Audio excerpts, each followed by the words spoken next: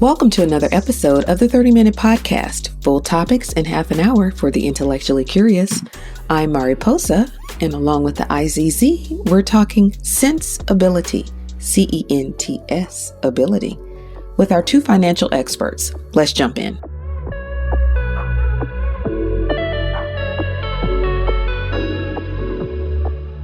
Welcome to another edition of the 30-Minute Podcast, full topics in half an hour for the intellectually curious. I'm Mariposa. The IZZ. And so, IZZ, what are we talking about today? Well, I think, first of all, we have to give a shout out to the organization before I use the name. Yes. sense-ability is a 501c3, New York based, and they are responsible for partnering with local schools to up the financial literacy of students, preparing them before they go to college and take out X number of $1,000 in loans. And so they're just doing a fantastic job. Check them out, sense-ability.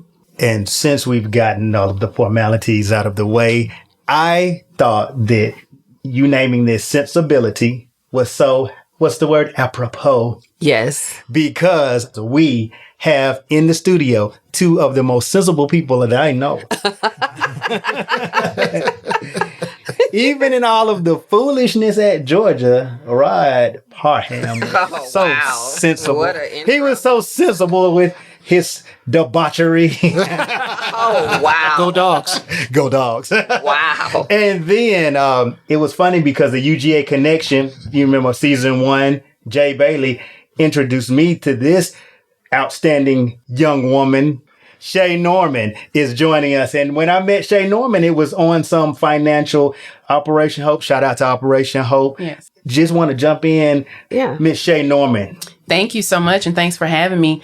It's really interesting that I'm among the most sensible people you know. We have to talk about that later. We need to up your game on that. But I actually am a financial accountability coach. I use my spiritual life coaching background and also my investment advisory background and created The Bridge, which again is financial accountability coaching because so many people need accountability when it comes to reaching their financial goals. Yeah, agreed. All right. Yes. Rod Parham. I've been in the industry for 24 years, been securities licensed fresh out of college. I interact with clients to help them reach their future financial goals by implementing the appropriate solutions, investment accounts to help them achieve their future financial goals.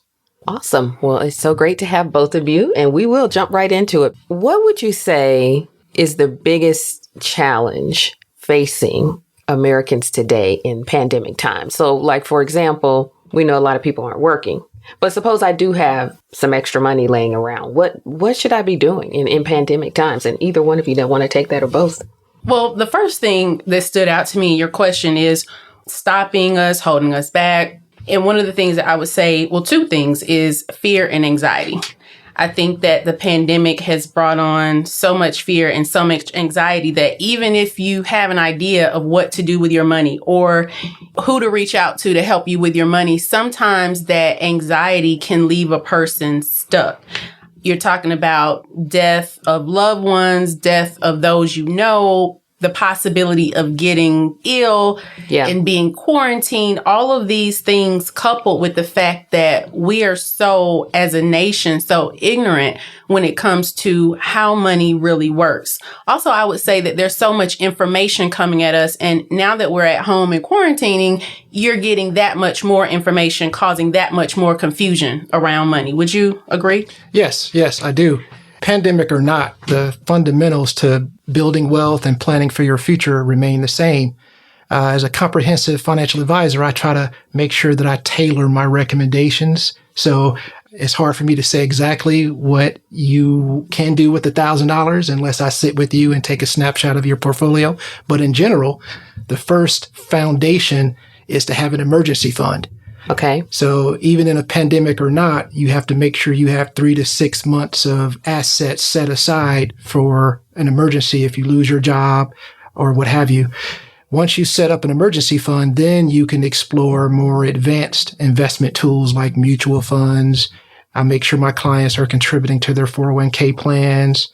Then if you really want to get more advanced, if you have more money, 5,000, 10,000, then you can graduate to more advanced investment tools like what's called wrap fee accounts. Fairly new, but the more money you have, it lowers your fees. Okay. So again, it really depends on your situation, but emergency fund first, and then we branch off from there. So can you kind of tell us specifically what you do as an accountability coach, or what are maybe 3 or 4 things that you try to look for in each client or try to do for each client? Sure. The ultimate goal for me is to create the space and then give my clients the tools. And like Rod said, you can't really give someone advice as an investment advisor. First of all, we're fiduciaries, which means that we have to put our clients ahead of us, which is awesome for me. That's one of the reasons I got my license, because I wanted to have that behind my name. But what I do is I create the space and really get deep with someone in reference to where their relationship with money started, because most of us don't have an authentic relationship with money. We either got it from our parents or we caught it, or I know for us in this room, being of a hip hop generation, if you will, so much of our music and the influence taught us to chase money, or now we say chase the bag. And so what I look to do initially before we get into any type of advice is really dig into where that relationship with money start to uncover some things that may need to be left behind so we can create a new relationship with money. I remember the first time it dawned on me that going a traditional route of an investment advisor was not for me because of the people that were in my life. I remember I had one person, I look up to him. At the time, he was 52, and he came into my office and he said, I need a retirement plan. I'm ready to retire. And he had no money to retire. Wow. So he literally thought that he was supposed to come to an advisor and there was some type of plan, I guess, that the government or who, I didn't know what he thought, had set aside. And so at that point, it really triggered some of the things that led me to be a financial advisor. And again, just that ignorance. And I don't mean that, of course, in a negative way. I just mean that we are taught really to look outside of ourselves for answers. Okay. We're always taught that we should always be chasing something. So creating that space, like I said, is really, really important for me. So a person can understand who they are, what their authentic desires are, and how we can match up money to support those authentic desires. Because ultimately, what you create authentically is going to gift everyone else. If we can get that out of you, and I can show you how to support it with whether it be IRA, life insurance, tactical money management, that part of it is secondary. The first part is really to dig into, who that person is, who that client is. Interesting. And so you mentioned an emergency fund, and then you mentioned the relationship with money. And so we are all aware there's been numerous studies done that say the average American doesn't have $400 saved for an emergency. You juxtapose that to people throwing money up in the air and, videos where they're just sitting on stacks of money, burning money, So why are so few people prepared, do you think? And then why are other people so frivolous? Oh, great question. Being in this industry for so long, I've developed some philosophies about these type of things. So I've come up with what I call the 3 golden windows of opportunity to plan for your future. Okay. The first window is as a college graduate.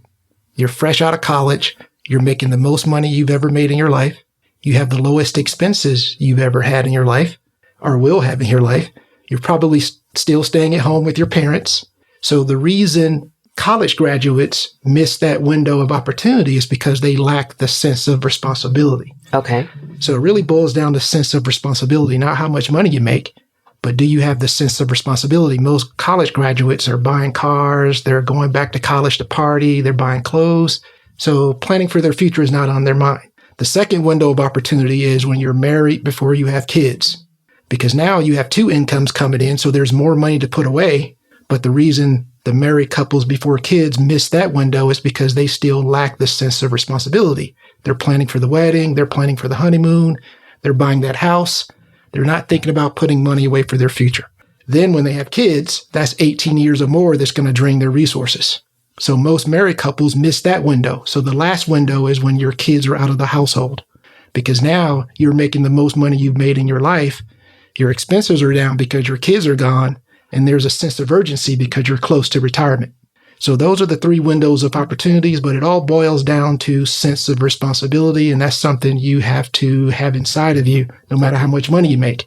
Most people say, well, is it ever too late? Well, it's never too late, because even when you're 60, the money you put away at age 60 will come in handy when you're 80. If you have a sense of responsibility, even if you make 20,000, you'll put money away. But then there are people who make millions, but they don't have a sense of responsibility. Right.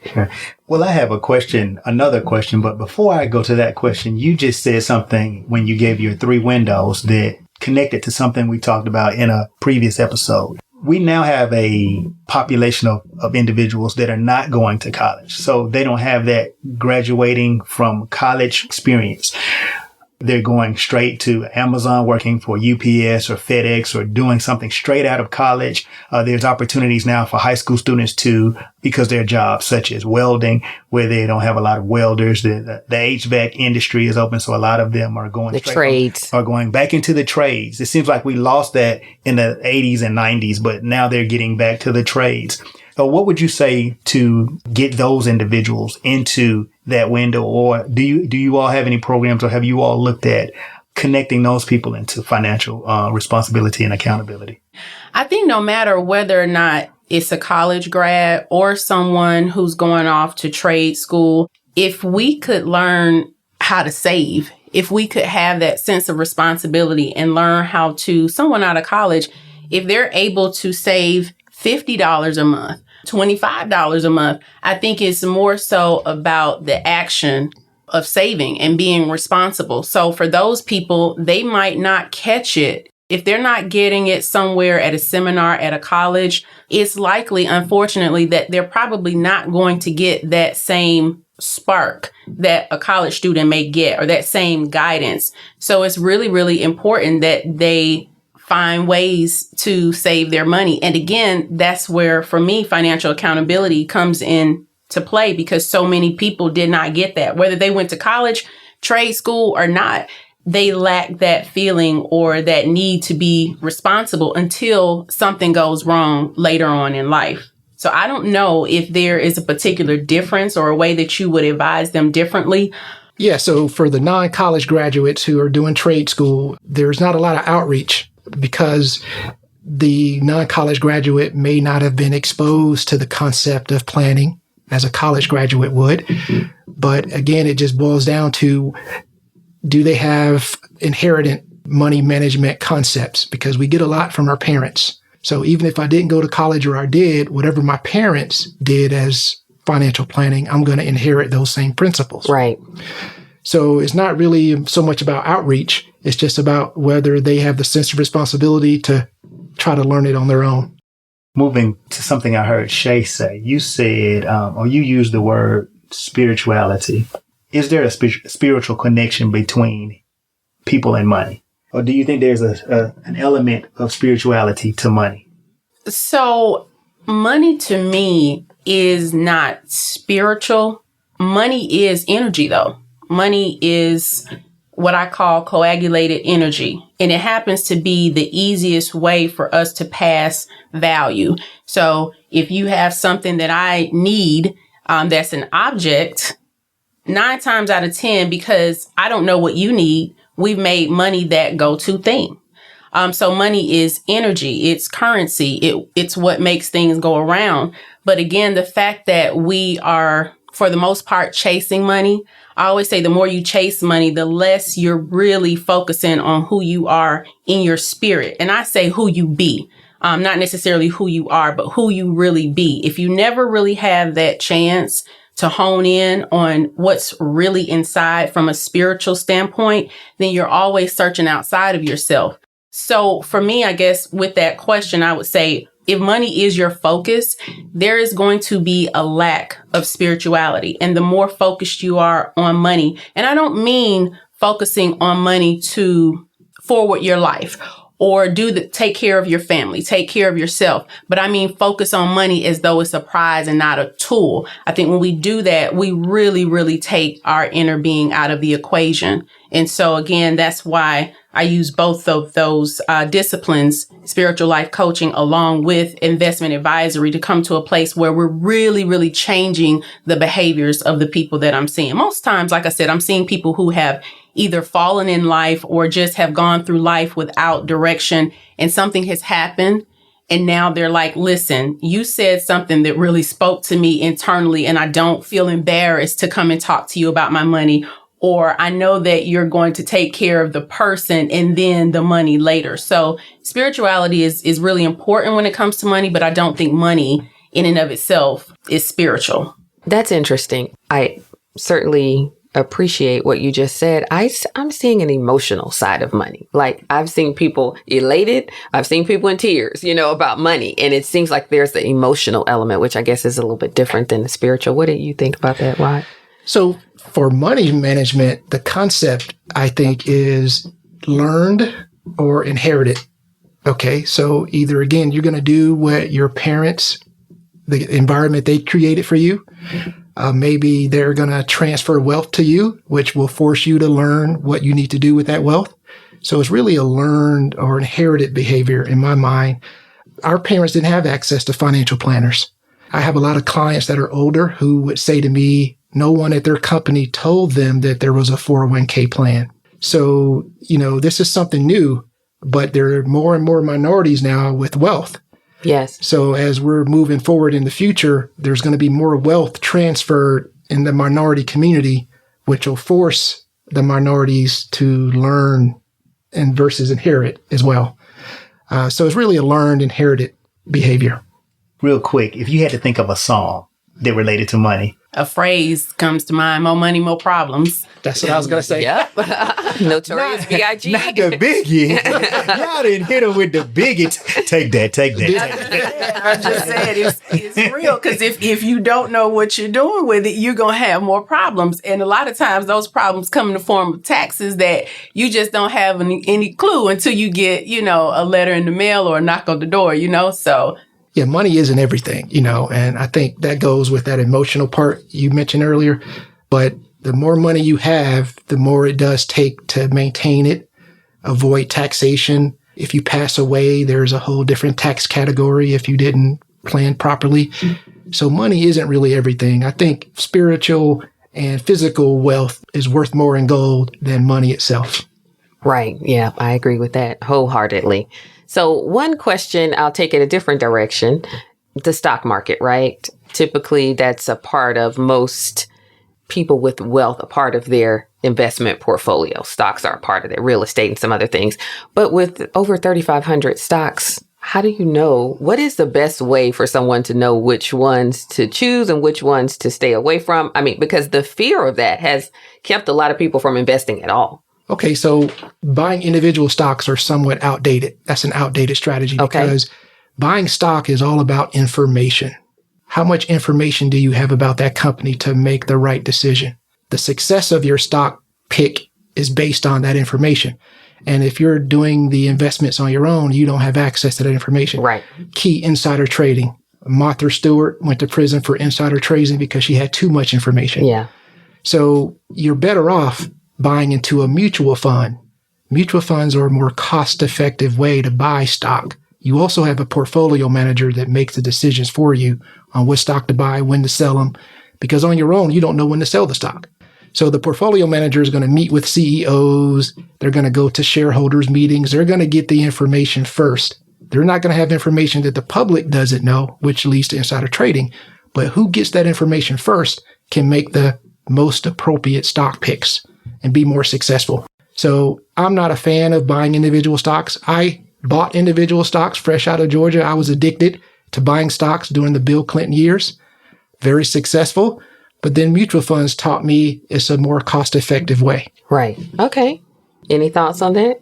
We may have different philosophies. And that's okay. Mutual fund is not necessarily a go-to, but I do agree with Rod when he says that buying individual stocks are outdated. Not only that, Mariposa, you talked about the emotional side of it. Most people, if they're investing their own money, they can't take the emotion out of it.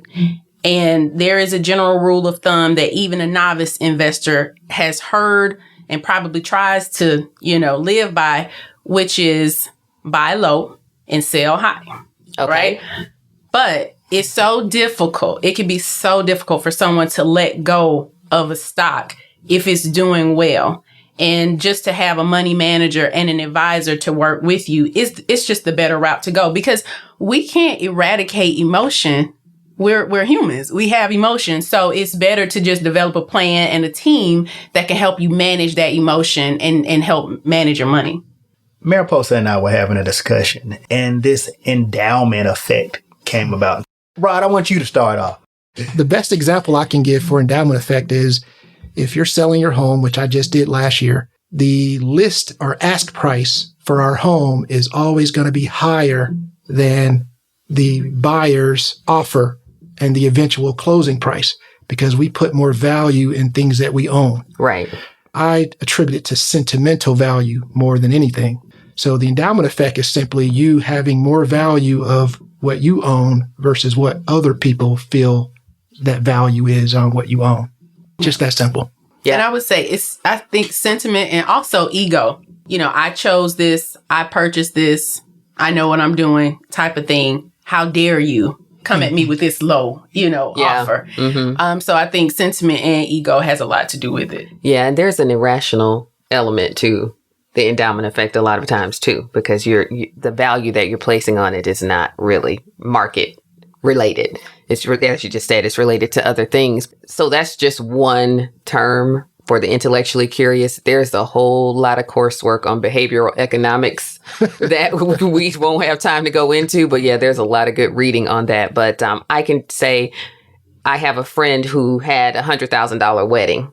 50% of the people was like, yep, that was a great idea. And the rest of the other 50%, I was on that side, was like, that was like a bad idea, because they moved into an apartment after the wedding. And we're like, you could have bought a house with the $100,000, or whatever the case may be. But it's their wedding, so they did it how they wanted to do. But they actually ended up getting featured on E-Channel on luxury weddings. So, wow. I guess for them it was worth it. But, that kind of thing right there, like the value of just having one day was worth $100,000 to them versus maybe what you could do with that $100,000 long term. So it definitely depends on the person. And like you said, people bringing in different aspects as to why they treat money or value certain things a certain way. So interesting stuff. Oh, yeah.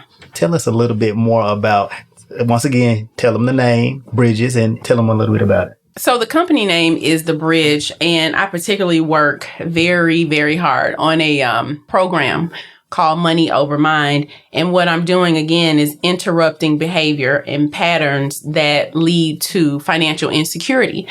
Undoubtedly, most of my clients are Black women. I am a Black woman. And so I either get introduced to my clients by word of mouth, or maybe someone refers them to me. But again, we uncover the fact that before we talk about money, we really need to do some more life work, some more inner work.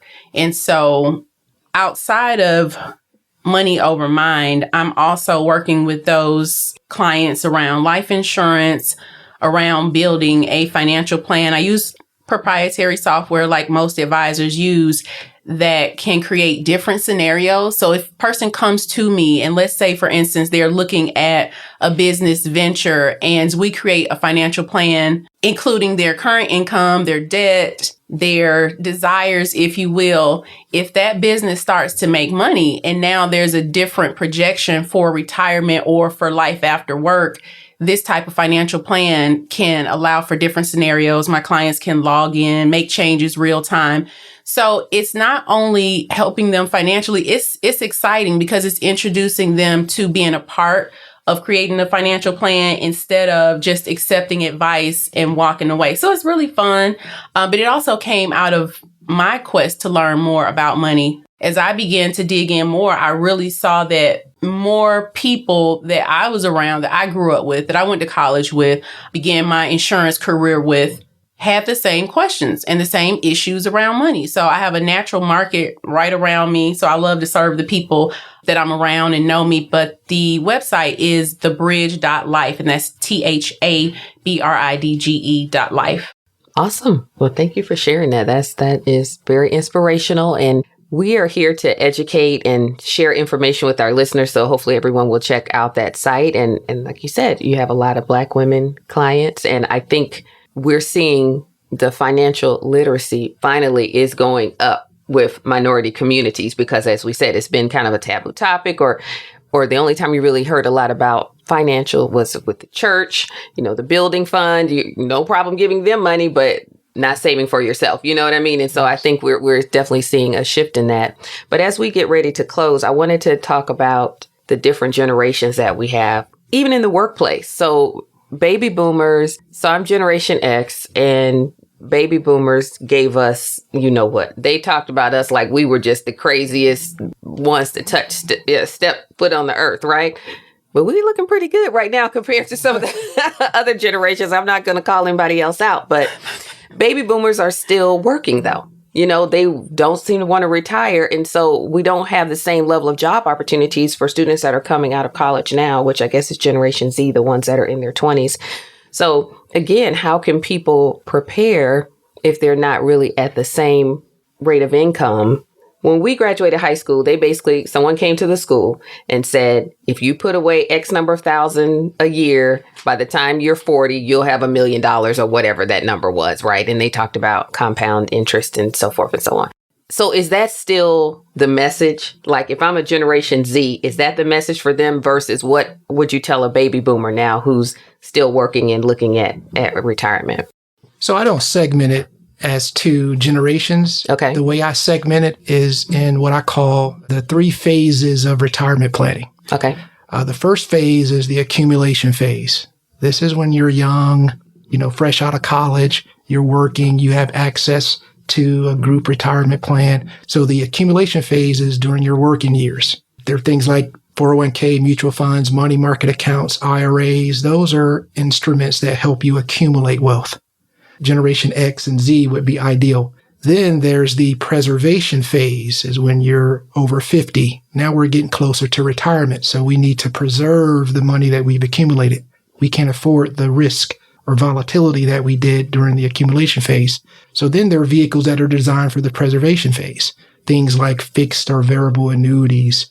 Ms. Norman mentioned cash value permanent life insurance. Those are instruments that are designed for the preservation phase.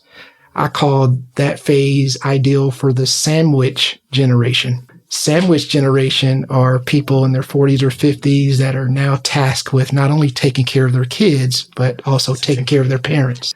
So then there's what's called long-term care insurance, which is hard to find now because most insurance companies have pulled out of that part. But the last phase is the distribution phase. Now that I've accumulated this wealth after the accumulation and preservation phase, how am I going to get income from these instruments? So there are specific instruments, vehicles that are designed to distribute money to you. Fixed annuities, variable annuities that pay you for the rest of your life. So it's not really a Generation X, Z, or sandwich or baby boomer thing. It's just where do you fall in the 3 phases of retirement? Wow. I like it. You have me thinking. And I would add to that too, because now we have so much opportunity online that younger generations, Generation Z, they are so into YouTube or just creating money online. So I would say to those young people that when you see an opportunity and you're interested in it and you have some dedication to seeing it happen, those things can be monetized. Your YouTube, your Instagram, all these things can be monetized. And so don't look at that as just social media. That is business. That can be business. That can be income generating. Yeah. Great advice. So I just want to thank you all for coming again. Mr. Parham, as always. Go Dogs. Go Dogs. Myers Hall. Woo, so I'm sure there's some stories, but we're We're gonna leave that's that. A different episode. We're gonna leave that right there. But thank you for coming in and sharing. Like you said, you have over 26 years in the game of this financial planning. And like you said, sometimes people are older and they might need to go that fixed route, but to go because they've waited so long. So first job I had out of college, I saw people that were doing that. They hadn't been told that in the 70s and 80s. So in the 90s, they're doing the same. They're doing the fast track faster than I am. Catch They're up. trying to catch up, and it can be something. So I appreciate you coming to the 30-minute podcast and giving your wealth of knowledge. My pleasure. Keyword wealth. Wealth of yeah, when I listen to it, I laugh because Right, exactly. And Ms. Norman, once again, if you want to tell the people who you are, just real quick, or what your website, how to get in, since you talked about social media, how can they get in contact with you? The funny thing is, I'm not on social media like that. I use I will give my website, but I'm not on social media like that. So the website is thebridge.life, and that is THA bridge.life. And I work with clients in regards to programs and also services around money management. Awesome. Well, thanks for listening, everyone. Until next time. The IZZ. Mariposa. Until next time.